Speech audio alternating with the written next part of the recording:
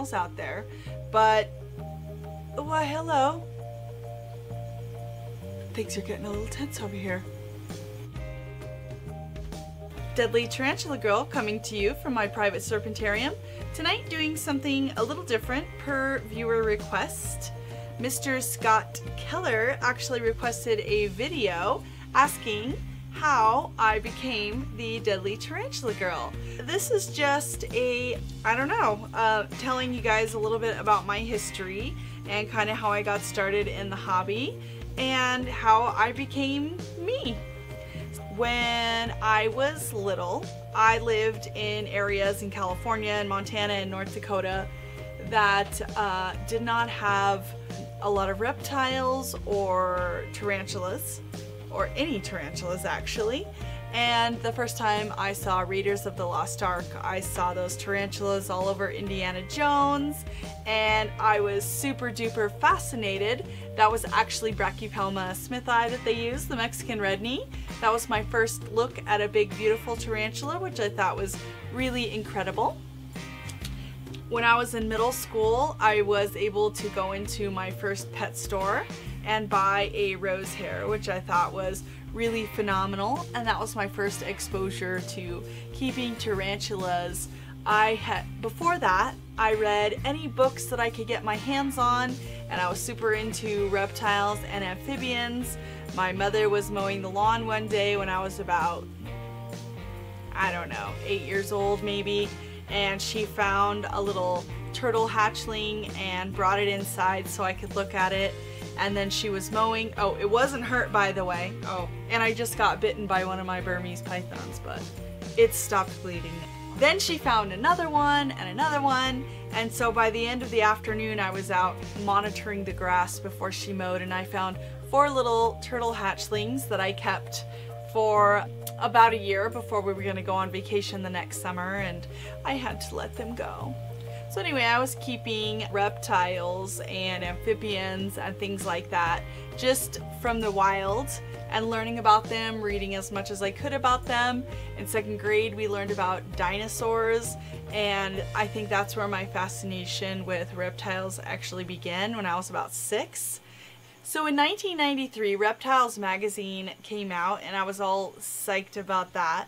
So I used to read the magazine, and I saw an ad from Russell Smith saying that he was selling tarantulas, and at that time, to get a price list or know what tarantulas he was selling, you had to send him a self-addressed envelope so he would mail you back a price list. You had to be very patient back in the day, and finally I got a price list back, and lo and behold, I saw on it Brachypelma smithii, which was the tarantula of my dreams. And I called him on the phone, and he said, "I'm sold out."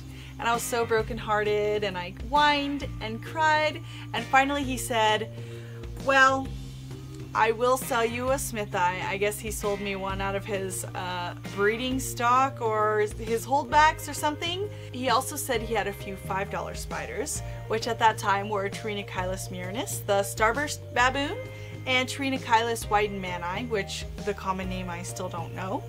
And I was super excited.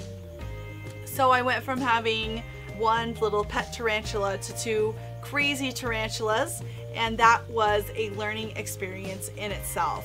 From there, the big people in the hobby were Russell Smith, Brian Capiz, Rob Cherico, Mark Hart, Mascareño, and then one other guy out of California, Ruben Portillo.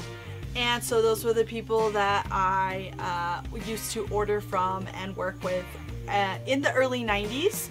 And then within about 3 years, I started breeding, and the rest is, you know, I think you guys know what happened after that. So the rumor was at the time that the Europeans, who were ahead of the Americans in the tarantula hobby, were somehow sexing these little spiderlings out of the egg sac and exporting primarily males.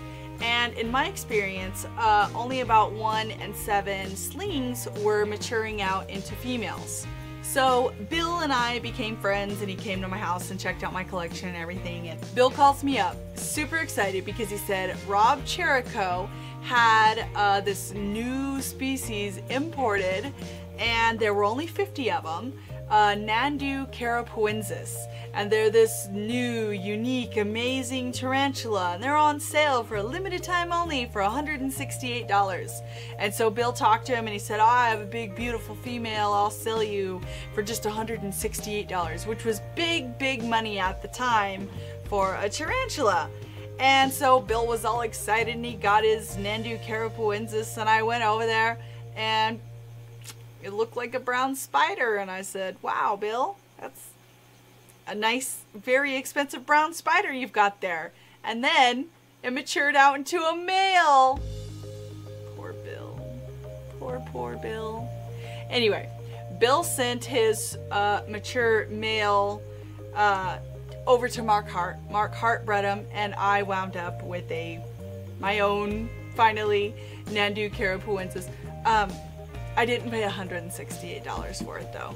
And then, more recently, another $5 Nandu came out on the market, a beautiful one, and I bought a Nandu chromatus, and then I called up Bill and I said, hey, I also bought a Nandu, but mine's beautiful. Poor Bill.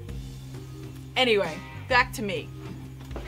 So, okay, so I've been keeping teas for a bit here, and then in about 2013, 2014, I discovered YouTube, and I started realizing that there were people keeping tarantulas and posting videos about it on YouTube. And the one guy that I saw at that time that I can recall is Rob C. And I thought, you know what, this is really cool that somebody's out there doing this.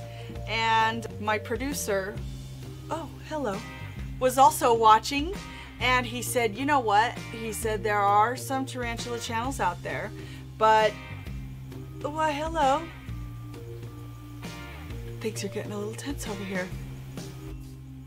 Are you ready to strike again? Jeez, he's going crazy. Not very many of them were hosted by women. What are you doing? So anyway, he encouraged me to start a channel, and I said, I don't think so, you know, I like what I do. And he said, people are asking you every single day what you do and how you do it and how does this work and that work. And boy, he's like really coiling up on my hands. Are you hungry? He's gonna have to be fed. So anyway, I said, no, I just, you know, I like doing what I do in my pajamas. And he said, even better. And I said, no, no thanks. Anyway, he pestered me and bullied me, and I said, okay, one stipulation, if I do a channel, I want it to be educational. I'm a teacher, I do want to educate. And I said, okay, here's the deal. You film me talking about stuff for 6 months or a year. And if at that time nobody cares, then I'm gonna go back to my old ways and you can take your camera home and that'll be that. But as you guys probably know, a few people started watching, and now it's been a few years and here we are. And so that's how I went from being just regular me to the Deadly Tarantula Girl. There's another little backstory behind the name. Someone said, you need like a special YouTube name, just not your regular name. You need just like a really cool stage name. And I said, no, I don't think so. And so I got lots of wild suggestions, and finally, after much research, my producer came up with 3 highly searched words, which were Deadly Tarantula Girl. And I said, that's stupid and I won't agree. And he pestered me and pestered me, and we started experimenting with it, and people seemed to like it. And yeah, it grew into the big beast that it currently is. That is how I became the Deadly Tarantula Girl. I'm really the same me that I always was, just like the little girl rescuing turtles out from underneath the lawnmower and getting bitten by angry snakes on occasion and playing with tarantulas when I can find them. So that is the story of me. I know this probably went a little bit long, but that's just the whole story. And yeah, it was requested. Hope you guys liked it, and I'd like to know how you got into the hobby, or if you didn't get into the hobby, why you like watching. I hope you guys like this, and if not, well, expect to see more animal action next time. And I'll see you later.